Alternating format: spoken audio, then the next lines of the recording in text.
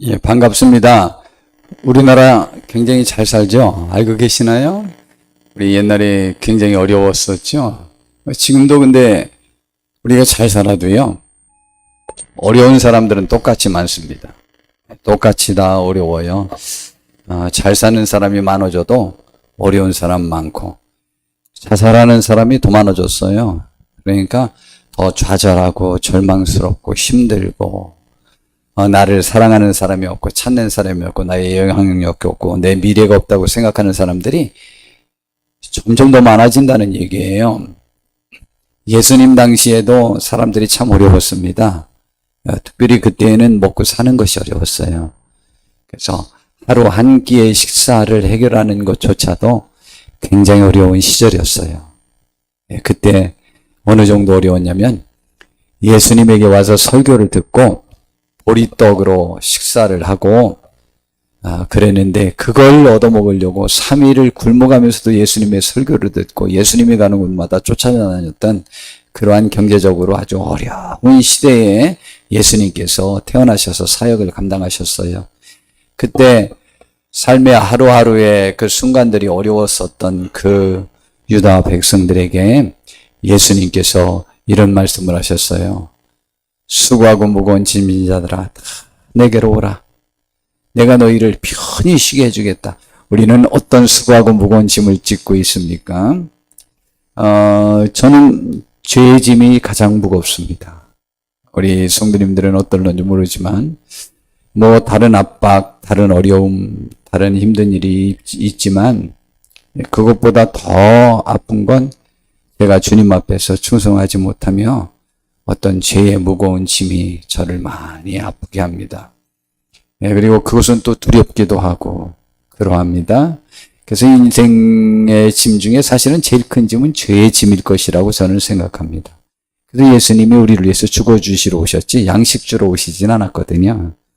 그러니까 인류의 가장 큰 문제는 죄의 문제일 것 같습니다.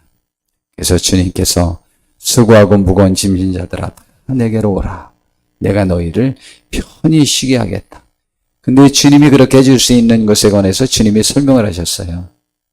나는 마음이 온유하고 겸손하니 참 좋잖아요. 온유하고 겸손한 사람 저도 그렇게 되고 싶은데 잘 안 돼요. 잘 안 되는데 남한테는 그나마 좀 돼요. 그런데 가족에게 잘 안 되니 그것도 문제죠. 그 참 마음이 아프고 제일 잘해야 되는 곳인데 여하튼 그러합니다. 그러면서 주님께서 우리에게 주어지는 멍에 그 가르침을 우리가 따르면 우리가 우리의 짐을 벗을 수 있을 것이라고 이렇게 말씀하셨습니다. 여러분, 우리는 이 세상에서 사는 동안에 무엇이 어렵습니까? 저는 이제 오늘 말씀을 준비한 이유는 우리 성도님들 중에 저희 교회는 하나님께서 복 주신 건지 복을 안 주신 건지 어떻게 된 건지는 모르지만 저희 교회는 부자가 없어요. 그게 부자가 없습니다. 참 신기하죠? 정말 신기하지 않아요? 그거 정말 신기해요. 제가 그렇게 가난했는데 좀 부자들도 좀 많이 오시면 좋지 않겠어요? 별로 그런 생각은 없지만 자부시간 그렇습니다. 우리 교회 성도님들은 크게 부자들이 없으셔요. 그리고 어려움 중에 많이 거하고 있는 분들 많습니다. 제가 이곳에 교회를 세운 것도 그때 우리 여기 서클들이 많이 있었어요. 82년도 제가 이곳에 들어와서 82년도부터 살았는데 그때 하리케인, 흑장미, 야생마, 이글스, 육동파 제가 그 아이들 한 200~300명과 3년을 같이 생활을 했어요.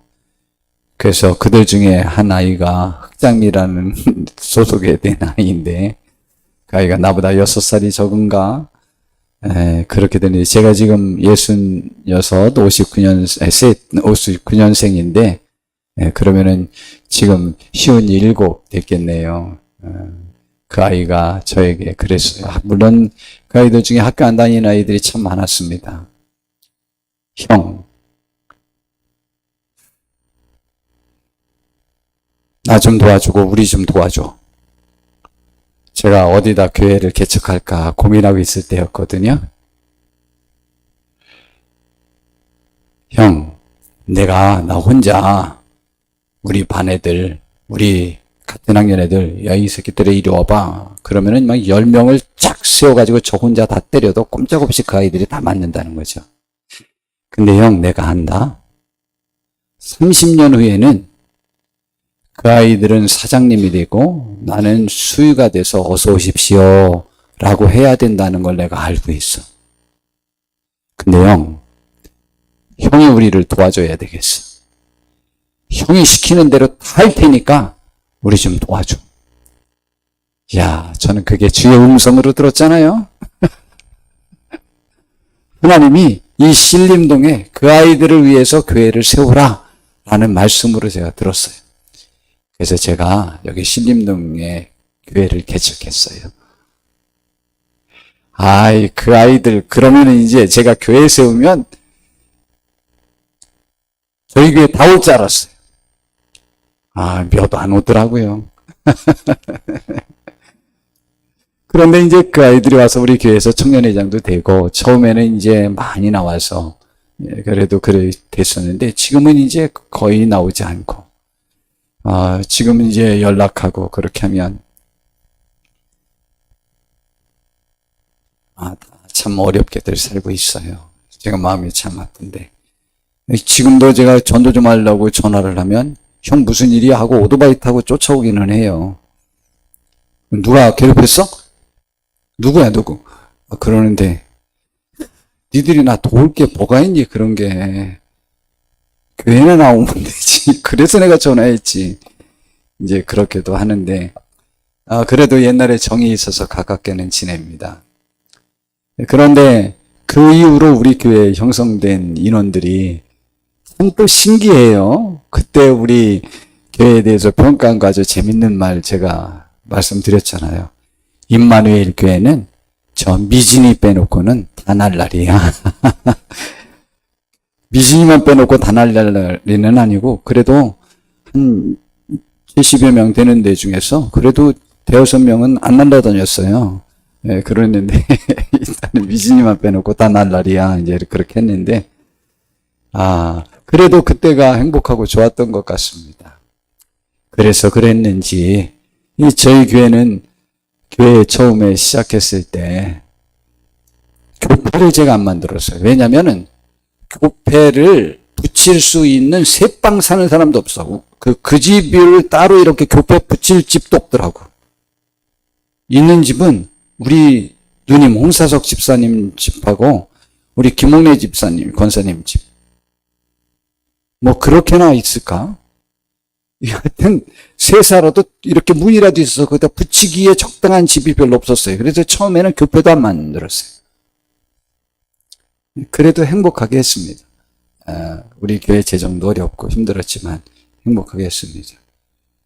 지금도 이제 우리 교회 성도님들이 많이 어려운 분들이 많아요. 특별히 몸도 아프고 또 여러 삶에 힘들고 지치고 이것저것으로 인해서 고민이 많은 분들이 많아가지고 그분들에게 어떻게 하면 하나님의 말씀으로 위로하고 승리하는 복된 삶을 살 수 있도록 오늘 말씀을 전할까 해서 오늘 말씀을 제가 준비했어요.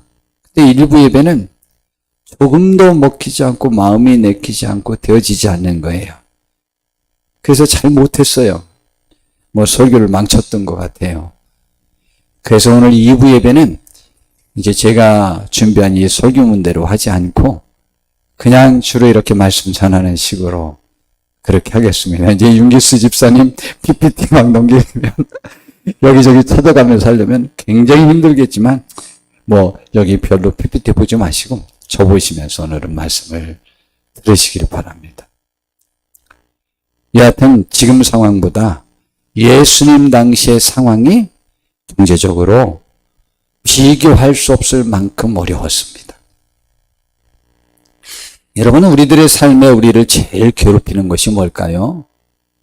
사탄은 욥을 괴롭히고 욥을 쓰러뜨리려고 하나님에게 고자질하기를 사람은 가죽으로 가죽을 바꾼다고 그랬어요.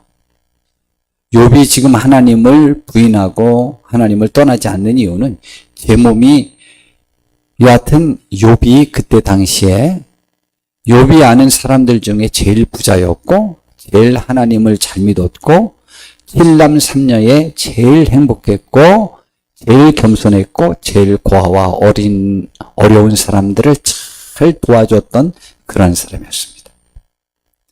그런데요, 욥 부근에 욥보다 더 부자인 사람이 없었던 그 사람의 재산이 하루에 다 잃어버렸습니다. 그리고 7남 3녀의 자녀를 하루에 또 다 죽였습니다. 그런데도 하나님 원망하지 않았어요. 그랬더니 욥이 사탄이 욥이 하나님에게 뭐라고 말했냐면 사람이 가죽으로 가죽을 바꾼다. 이 몸이 아직은 편하니까 그렇지 욥의 몸을 쳐봐라. 병 걸리게 해봐라. 힘들게 해봐라. 하나님은 원망할 거다. 그래서 하나님이 생명만 건드리지 말고 내 마음대로 해보라고 그랬더니 온몸에 머리끝부터 발끝까지 악창이 났어요. 그 악창이 가려운 악창이에요. 그래가지고 진물이 나요. 그래가지고 그가 잿간에 앉아서 귀와 조각으로 자기의 그 항아리 조각으로 몸을 긁고 있었어요. 그러한 비참한 상황으로 전락해버렸습니다. 그리고 그 아내가 뭐라고 그랬는지 알아요? 이 거지 같은 인간아. 이래도 당신이 하나님 잘 믿는다는 신앙, 그 순전한 신앙을 지킬 거냐? 예이, 하나님 저주하고 확 죽어버려라, 이 인간아. 그리고 가출해 버렸어요. 그리고는 다시 안 들어와요, 욥에게. 그런데도 그 욥은요, 당신이 어떻게 미련한 여자처럼 그런 말을 하냐, 어리석은 여자처럼. 하나님이 주신 건데 하나님이 도로 가져가셨다고 하나님을 원망할 필요가 있겠냐? 그랬습니다. 욥이 승리했습니다. 우리도 그런 신앙이 있었으면 좋겠습니다. 그런데 욥에게 그 사탄이 말하고 하나님에게 말한 것은 사람의 육체의 질병이 자기 생명이 제일 영향력이 크다는 거예요. 그런데 지금요, 세계를 볼 때, 우리나라를 볼 때 그 말이 맞는 듯 하지만 안 맞아요. 왜냐하면 물질이 더 영향력이 있어요. 내 질병 때문에 삶을 포기하는 사람보다 물질 때문에 절망스러운 분들이 훨씬 많습니다. 왜냐하면 요즘 물질이 있으면 해결될 게 너무 많아요. 요즘 코로나 걸리면 약 먹으면 금방 낫는, 감기처럼 금방 낫는 약이 있대요. 그게 이제 개발이 됐대요. 근데 문제는 그것이 한 번 복용하는데 뭐 60몇만 원이 든다나? 그걸 어떻게 복용해요? 근데 먹으면 금방 난대요. 또 어떤 약이 있다잖아요. 희귀병 고치는 게. 근데 그게 뭐 1억 원이라나 몇 천만 원이라나 한 번 주사 맞는데. 그걸 어떻게 맞아요? 우리 못 맞지. 여러분, 우리의 재산이 1억을 넘지 않는 분은 내 재산 전부 들여서 병을 고치겠느냐, 죽겠느냐, 라고 말하면은 거의 대부분이 그냥 죽겠다고 말한답니다. 그런데 제일 부자들, 그냥 수백억씩 있는 사람들, 더 많은 사람들, 더 부자들에게서 물어봤대요. 당신 전 재산 드려야만 당신 병을 고칠 수 있다. 전 재산 들여서 병을 고치겠냐? 그냥 죽겠냐라고 했더니 100%가 다 전 재산 들여서 고치겠답니다. 신기하죠? 예, 돈이 있으면 살아요. 그래서 가장 큰 어려움은 우리의 질병도 어려움이지만 저는 물질의 문제가 제일 어려움이라고 생각합니다. 그래서 우리 교회 성도님들을 생각해 볼 때 몸이 아픈 분들 때문에도 제가 마음이 아파요.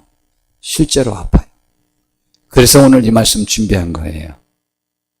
그리고 경제적으로 어려운 분들 제일 어려워요. 왜냐하면 미래 삶이 막막하니까. 내 길이 열릴까? 형통해질까? 해결이 될까? 그래서 지금 내가 어떤 생활을 이렇게 결정하려고 할 때 굉장히 힘들도록 돼 있어요. 그래서 그런 문제를 어떻게 해결해야 될까? 그래서 하나님께서는 위기를 만난 그 삶의 현장에서 우리에게 주신 그때 우리가 어떻게 그 문제를 해결하라고 하나님께서는 답을 제안하셨는가? 라고 하는 것에 관해서 오늘 생각해 보려고 하는 거예요. 여러분, 어떻게 하면 물질의 문제가 왜 문제냐면 미래의 문제이기 때문입니다. 내일의 문제이기 때문이에요. 오늘 내가 돈이 없어도 내년에는 올해보다 내 재물이 혹은 내 봉급이 5배 오른다. 그 다음 해에는 10배 오른다. 봉급이라고 안 하고 수입이라고 하죠. 수입이. 내년에는 반드시 5배 오르고 2년 후에는 10배 오르고 3년 후에는 50배 오르고 4년 후에는 100배 오르고 그 수입이 나는 많아질 것이다. 그것이 확실하면 아이 올해 아무리 어려워도 다 견딜 수 있습니다. 그런데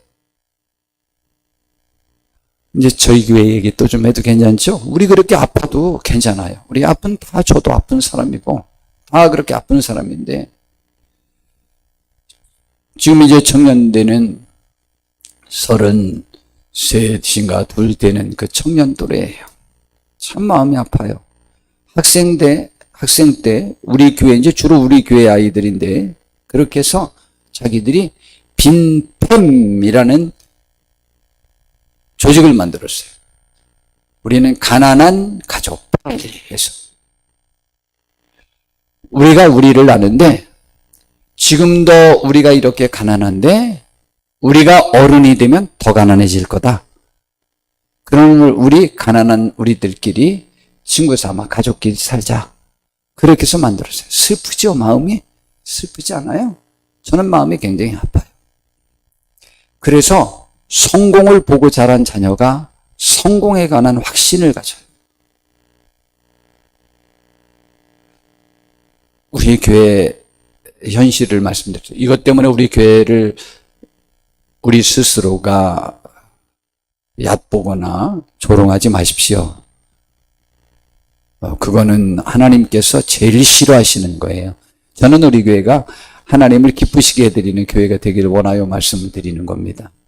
그리고 하나님이 우리 교회 성도들을 기뻐하셔서 삶을 받아주시고 위로해 주시고 평강의 평강으로 인도해 주시길 바라서 말씀을 드리는 거예요. 여하튼 그러한 교회였어요. 그러면은 그렇게 절망스럽고 힘들 때 우리는 그 문제를 해결하기 위해서 무엇을 하여야 되겠는가? 라고 하는 문제. 거기에 하나님께서는 매 상황마다 어떻게 해결책을 제시하셨고 해결하고 그것을 극복하도록 그와 함께한 하나님의 백성들에게 해주셨는가?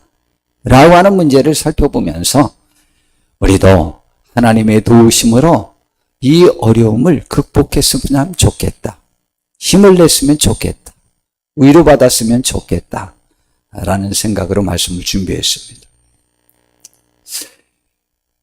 성경에 보면 가장 큰 신앙의 힘을 가지고 있는 이스라엘 백성들의 그 역사가 있어요. 그게 뭐냐? 모든 것, 시편을 보고 찬양 이런 것 나오는 모든 내용이 다 뭐를 중심으로 해서 되느냐?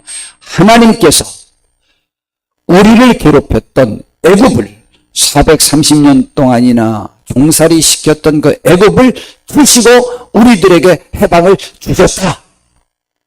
그런데 우리에겐 힘이 없었는데 하나님의 도우심으로 그 큰 애굽을 푸셨다. 그래서 우리를 해방시켜 주셨다. 그것이 모든 찬양의 중심이요. 신앙의 첫 출발부터는 모두 다 그것이 나옵니다. 들으라 하면서 이스라엘 백성들이 제일 중요하게 여기는 신명기 6장에서도 하나님을 사랑하라고 요구하고 있는데 그 이유가 너희를 종되었던 애굽에서 인도해낸 여호와 하나님이기 때문에 그분을 사랑하라. 그렇게 요구하고 계십니다. 그 모든 시작이 다 거기서부터 됐다는 거죠.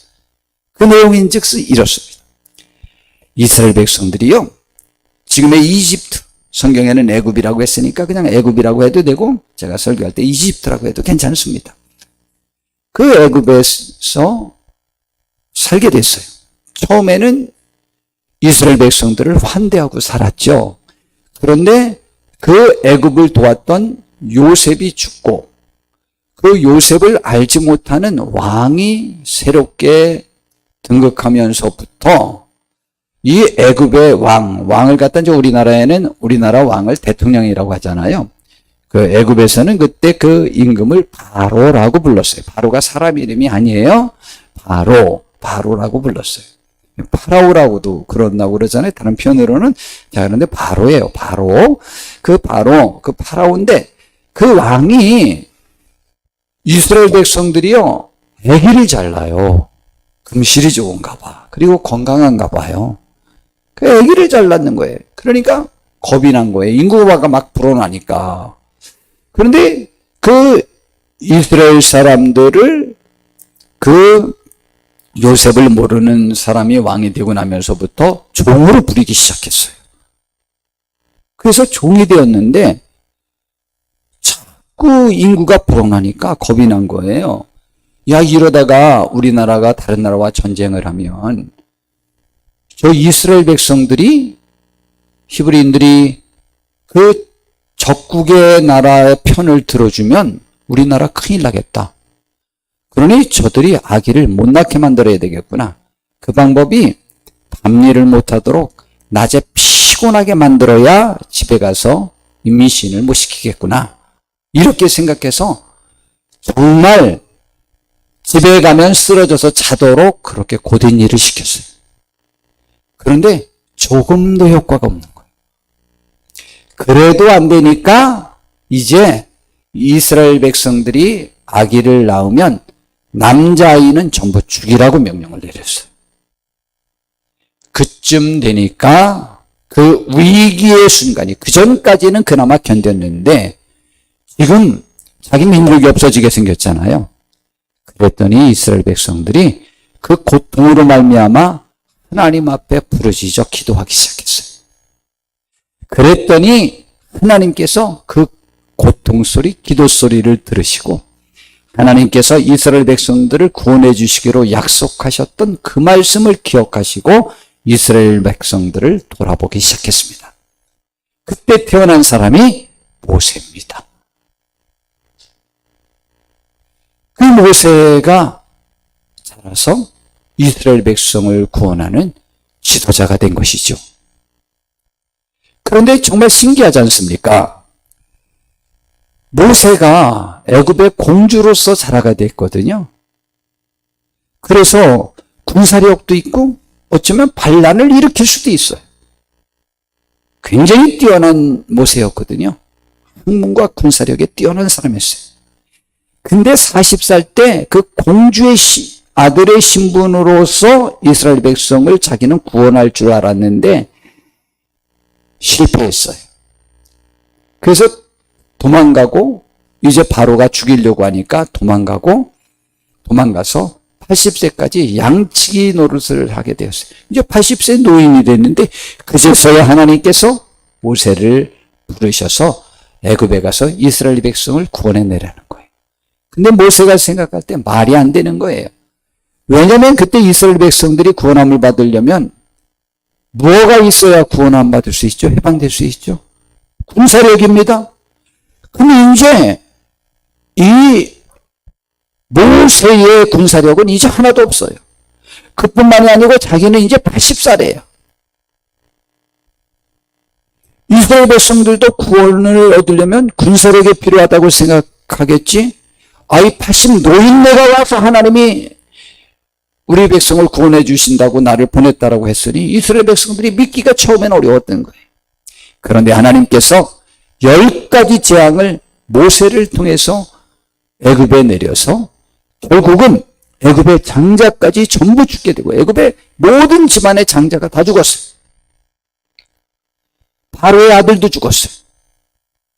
그러는 바람에 이스라엘 백성들이 쫓겨나듯이 해방됐어요. 신기하지 않아요? 군인 한 명도 왕성하지 않았어요. 모세가 이스라엘 백성을 구원하러 갔을 때에 한 명도 우리 칼 쓸 수 있는 사람 누구냐 해서 모집하지 않았어요. 그냥 하나님의 명령대로만 행해서 그 시대에 전 세계에서 가장 강력한 애굽을 치고 구원함을 받았어요. 이제 광야로 나왔어요. 해방될 때도 하나님의 말씀대로만 했더니 됐어요. 이제 광야로 나왔는데 그 광야 생활을 40년 동안이나 했고 40년 후에 가나안을 정복해서 들어갔거든요. 그러면은 광야 생활하려는데 필요한 것이 뭘까요? 두 가지가 절대적으로 필요해요. 그냥 음식, 옷, 모든 걸 해서 그냥 생필품. 반드시 생필품이 필요하죠. 사막으로 나갔는데 생필품이 필요합니다. 두 번째, 광야를 지나는 동안에 다른 민족들과 싸워야 돼요. 군사력이 필요해요. 둘 다 없었어요. 와, 그랬는데 어떻게 해결됐는지 알아요? 그 광야 생활하니까 얼마나 덥습니까, 낮에는? 근데 낮에는요, 구름이 나타나서 하늘을 덮어버리는 거예요. 그래서 시원하게 하고, 밤에는 또 사막은 또 갑자기 온도 떨어지는데, 맞죠? 온도가 갑자기 떨어져요. 그럼 밤엔 추워요? 거긴 또 구름 기둥이 나타나는 거예요, 또 밤에는. 그래서 보호해주고 인도하고.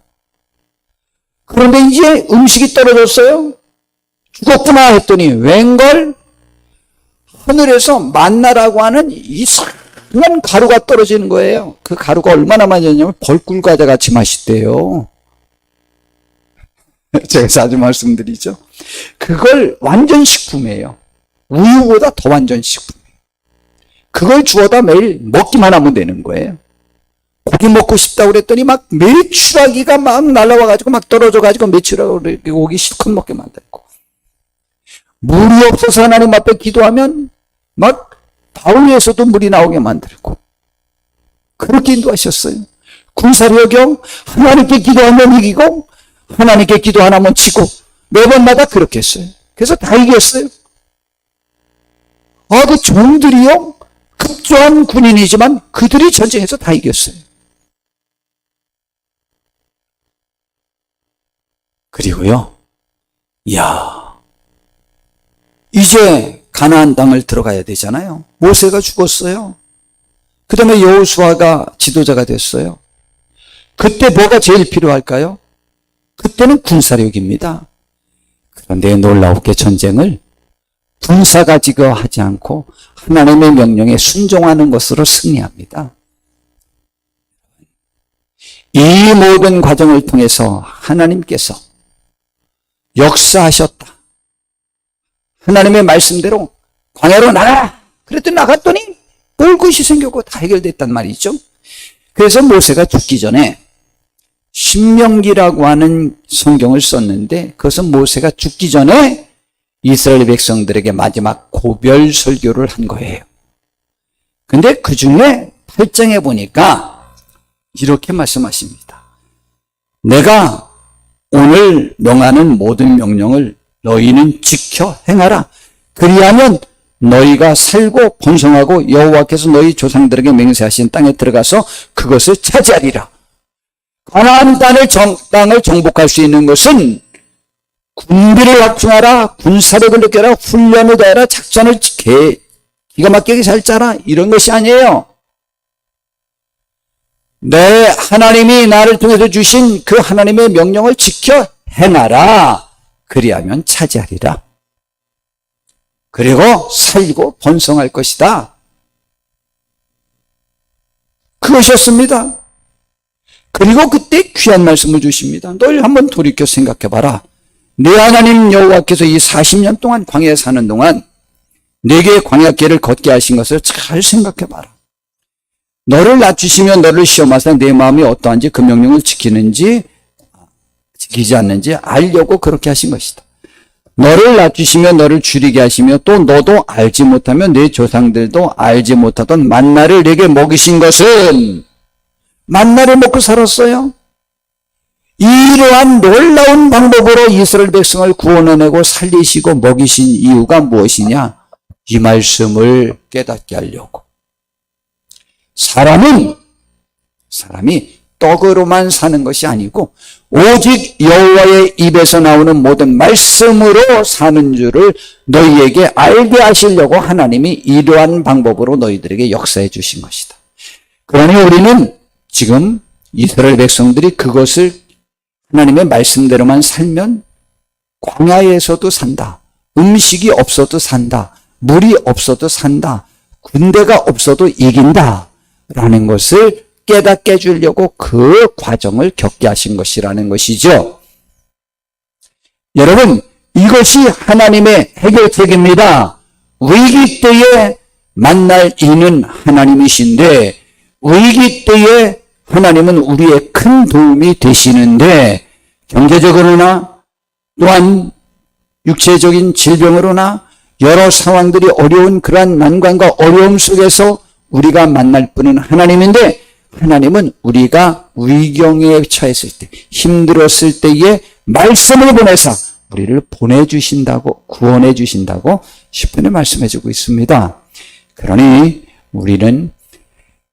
우리가 어려운 여건과 환경에 처하고 지금 힘드는 상황에 처했을 때 하나님이 날 만나고 싶어 하시나 보다. 하나님이 나에게 말씀을 주시고 싶어 하시는가 보다. 라고 생각하고 하나님께 나와 하나님께 피하며 그분께 부르짖어 기도하여 그분의 구원과 도우심을 받을 수 있는 우리가 되기를 진심으로 바랍니다. 여호수아에게 이런 말을 했어요. 모세에게도 똑같은 말을 했고 모세를 통해서도 똑같은 말씀을 하셨는데 여호수아 1장에 봤더니 하나님이 모세를 이어서 그 다음 지도자가 된 여호수아에게 하나님이 전쟁에 승리하고 그 땅에서 정착할 수 있는 방법을 제안하셨어요. 여러분, 무엇일까요? 가나안 땅을 정복하고 그 땅에서 승리하는 삶을 살기 위해서는 뭐가 필요할까라고 생각하셔요? 자꾸 전쟁하면 안 되니까 그 지역 주민들하고 잘 가깝게 지내서 잘 이렇게 협정을 맺어서 평화롭게 지내는 방법을 찾아야 되겠구나 라고 생각할 수 있고 또 그들을 또 정복하려면 군사력이 필요하니까 군대를 잘 양육해야 되겠다 이렇게 생각할 수 있잖아요. 그런데 하나님께서는요 놀랍게 이때의 해결책도 그냥 딱 한 가지예요. 내가 모세에게 말한 바와 같이 너희 발바닥으로 밟는 곳은 모두 내가 너희에게 주었노니 모세에게 말했어요. 발바닥으로 밟으라라는 것은 가라면 가서 진격하라. 40년 전에 이 이스라엘 백성들이요 이미 가나안을 정복할 수 있는 기회가 되어서 12명을 보내갖고 40일을 정탐했습니다. 그런데 12명 중에 10명이 12명이 똑같이 처음엔 보고했어요. 그 땅은 굉장히 과일도 좋고 풍성한 지역이다. 그것을 보고했는데 문제점이 발견됐어요. 왜냐하면 그 가나안 거민이 네피림 후손으로서 거인족이 많고 군사력이 대단했다는 것 때문에 놀랐어요. 그래서 10명은 자기와 그들을 비교해 보니까 우리는 메뚜기 떼와 같았다. 우리는 절대 가나안 정복 못한다. 그래가지고 그들이 말하기를 우리가 차라리 광야에서 죽었으면 혹은 애굽에서 죽었으면 좋았을 것을 왜 여기까지 와서 저 가나안 사람들에게 죽게 만들었느냐. 그러면서 우리는 지금 한 장관을 세워서 애굽으로 돌아가자 라고 말했어요. 그때 두 사람만 반대했어요. 여호수아라고 하는 사람하고 갈렙이라는 사람. 이 사람이 반대했어요. 그때 막 백성들이요 너무 화가 나가지고 모세도 죽이고 아론도 죽이고 싶어 했어요.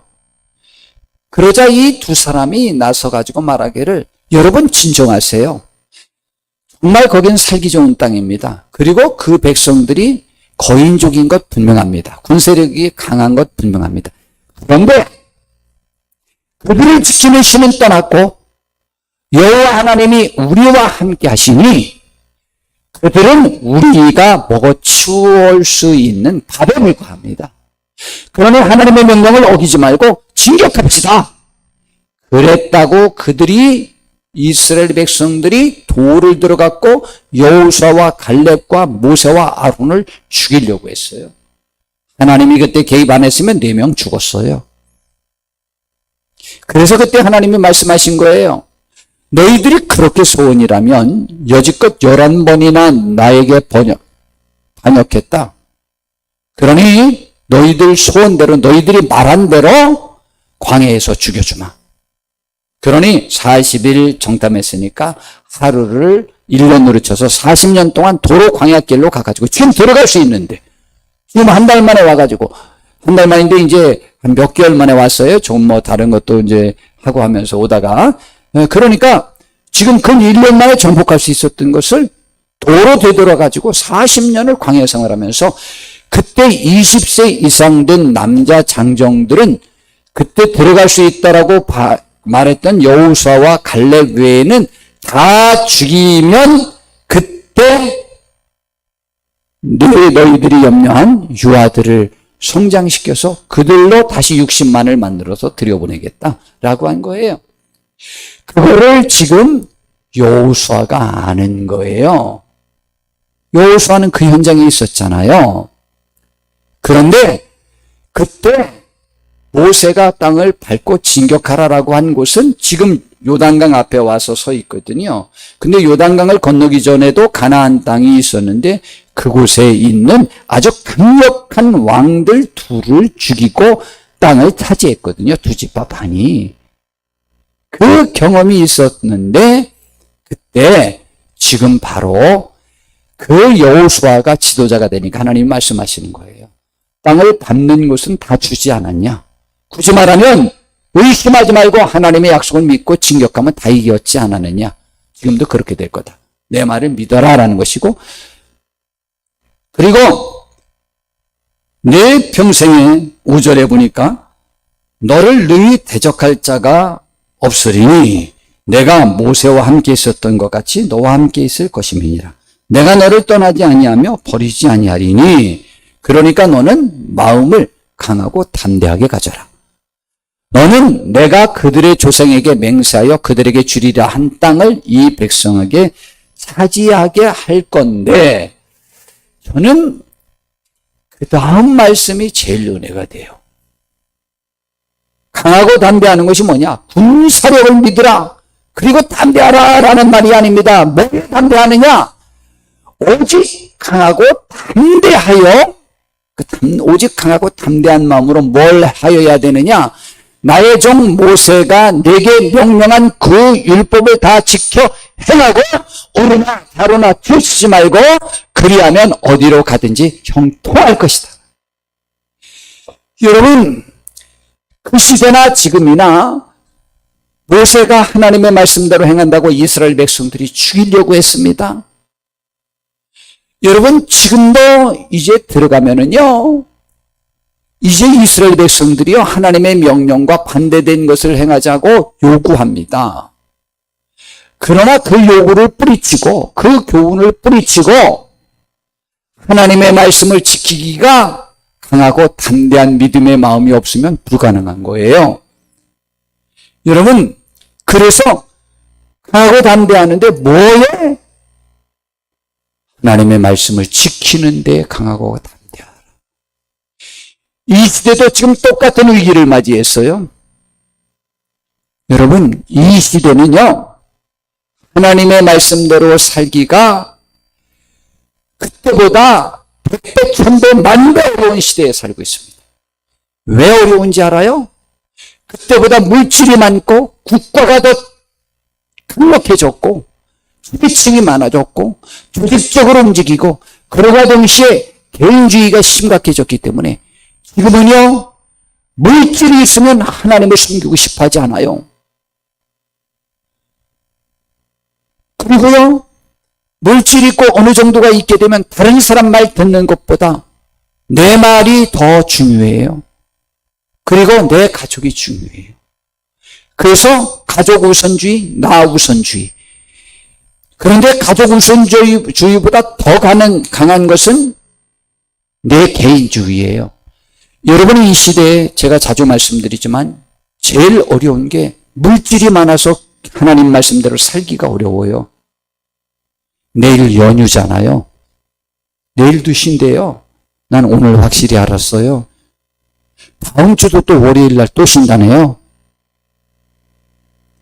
요즘요, 돈 쓰고 싶어서 병난 사람들이 너무 많습니다. 우리는 돈이 없어서 병이 났잖아요. 그런데요, 이 현재 대한민국은요, 일을 더 하고 돈을 더 받을래, 일을 적게 하고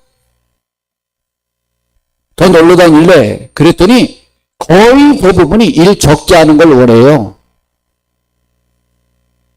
물론 이제 돈도 적게 해주면 또 파업하니까. 부자들은 파업할 수 있으니까 가난한 사람은 파업할 수 있는 조직도 없잖아요. 여하튼 이 시대가 그런 시대가 되었어요. 그래갖고요, 하나님 말씀대로 내가 사는 것은요, 굳이 말하면 미친 사람, 정신 나간 사람, 우리말대로 또라이예요, 또라이.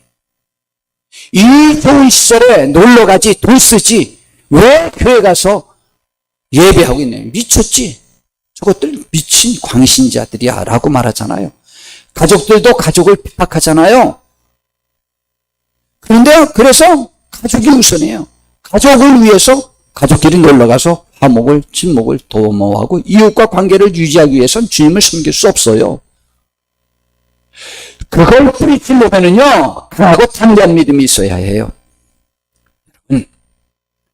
그런데 하나님은 승리의 방법을 저거를 제시한 거예요.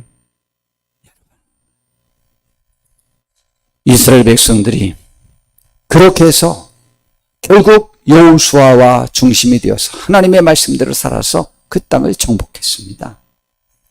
여러분, 주님 시대에 이스라엘 백성들이 예수님 시대에 얼마나 어려웠는지 알아요? 한 끼 식사 해결하기가 어려웠습니다. 요즘 우리 교회 점심 식사 제공할 테니까 오시는 분은 다 교회 오세요. 그러면 수천 명이 몰려올까요? 코웃음 치죠. 제가 물론 이렇게 했어요. 지금 제가 꽃전도 하려고 저거 무료 분양하고 있잖아요. 그거 전도하려고 한 거예요. 했는데 지금 한 50명에서 60명에게 무료로 분양했어요. 그리고 교회 안 다니는 분들은 꼭 제가 가서 첫 번째 인사가 제가 명함 주면서 임마누엘교회 홍사연 목사입니다. 와주셔서 고마운데 어느 교회 다니세요? 제가 먼저 물어봐요. 교회 안 다닌다 그러면 그분을 더 중점으로 합니다. 좀 야같죠? 응? 그래하고 그분들에게 논아주고 다 이름과 전화번호와 주소를 적어놓고 11월 셋째 주일 날 우리 교회 구경 겸 오시는 분에게 제가 그 꽃을 목 베고니아를 주려고 지금 잘 키우고 있으니까 그때 한번 제가 문자도 보내고 이렇게 할 테니까 알려주세요. 그러면 알려주더라고요. 어쩜 그렇게 100% 알려주죠? 아니, 한 명 안 알려줬구나. 아니요, 전화번호는 알려줬지. 그렇게 해서 적어놓고 전도하려고 하고 있어요. 그런데 교회에서 뭐 밥 준다고 꽃 준다고 많이 오겠어요? 그러나 해보려고 해요. 안 와요. 그런데 예수님 당시에는요, 한 끼 식사를 해결을 위해서요, 수천 명이 몰려다녔어요. 수천 명이 몰려다니면서 예수님에게 왔어요. 그런 어려운 시절에 예수님이 사역을 감당하신 거예요. 한 끼 식사가 그렇게 중요했어요. 그런데 그 경제적으로 어려운 그들에게 주님은 마태복음 6장 19절부터 귀한 말씀을 주셨어요. 너희를 위하여 보물을 땅에 쌓아두지 말라. 종과 동록이 해하며 도둑이 구멍을 뚫고 도둑질하느니라. 여러분, 우리가 물질 잘못 투자해서 날리는 경우, 잃는 경우 많잖아요. 오직 너희를 위하여 보물을 하늘에 쌓아두라. 이게 무슨 미친 소리요? 거기는 종이나 동록이 해하지 못하며 도둑이 구멍을 뚫지도 못하고 도둑질도 못하느니라. 다 내게 된다 이 말이죠. 내 보물이 있는 그곳에는 내 마음도 있느니라. 아마 현재 대한민국 남자분들이 제일 성경에서 싫어하는 말씀 몇 군데를 찾아보라고 한다면 첫 번째, 네 부모나 형제나 자녀나 전토를 나를 위해서 버린 자는 이 세상 사는 동안에 갑절이나 더 받고, 그리고 그것을 버리지 않는 자는 나에게 합당하지 않다고 한 그 말씀이 아마 1위로 싫을 거예요.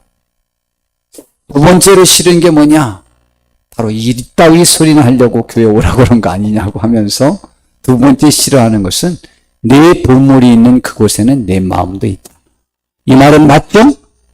그런데 우리의 마음을 하나님께 두라고 주님이 말씀하신 거예요. 이 말씀이 싫을 거예요. 그리고 남자들 세 번째로 싫을 거는 간음하지 말라라는 말씀이 우리 대한민국의 남자들이 이 세 가지 말씀을 제일 싫어할 거예요. 술 취하지 말라와 함께.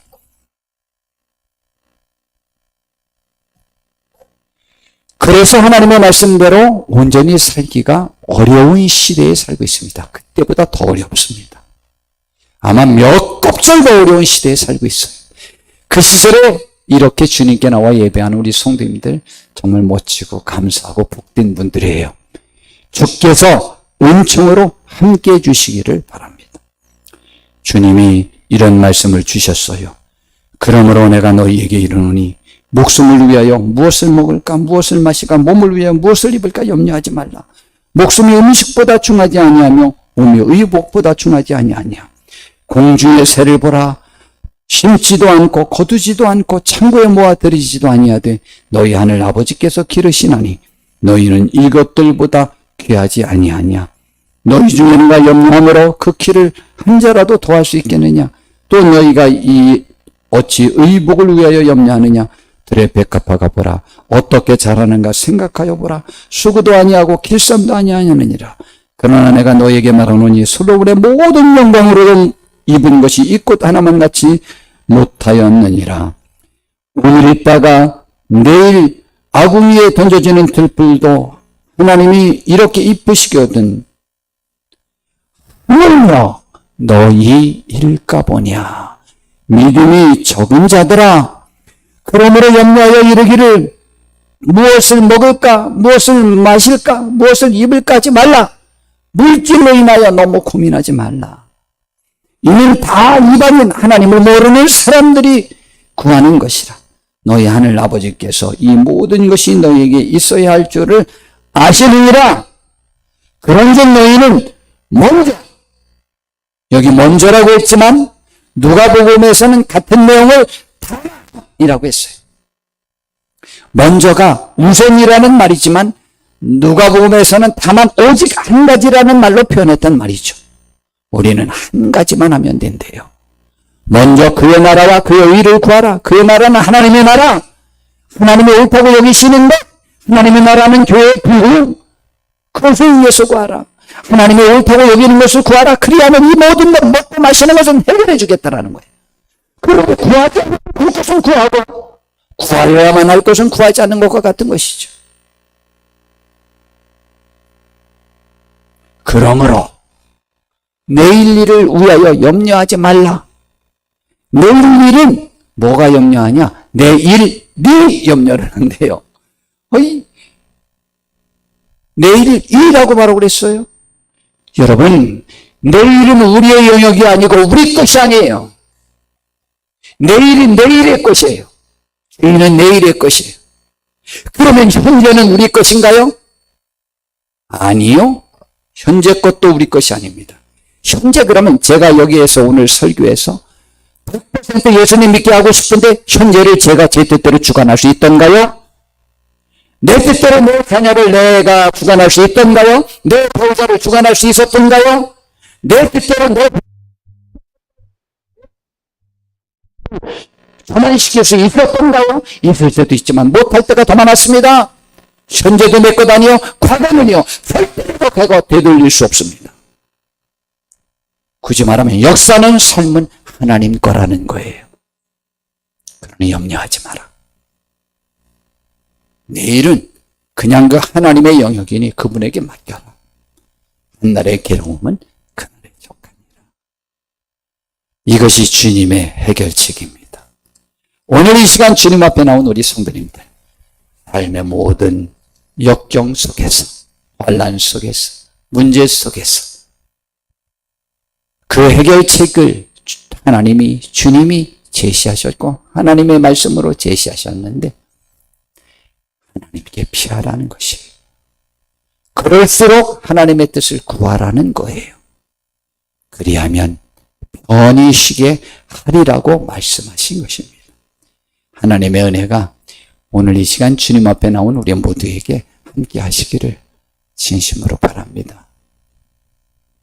우리의 외로움, 힘듦, 질병, 물질, 모든 문제, 내 가정의 문제, 모든 삶의 문제, 이 시간 하나님께 맡기고 하나님의 뜻을 구하는 복된 분들 되어서 주의 위로하심과 평강을 체험하는 우리 모두가 되기를 진심으로 바랍니다. 기도하겠습니다. 주님, 우리를 잘 인도해 주시옵소서. 복 주시옵소서. 하나님이 함께하여 주시옵소서. 예수님의 이름으로 기도드렸습니다. 아멘. 자, 이제 교회 소식 전하면서 헌금할 텐데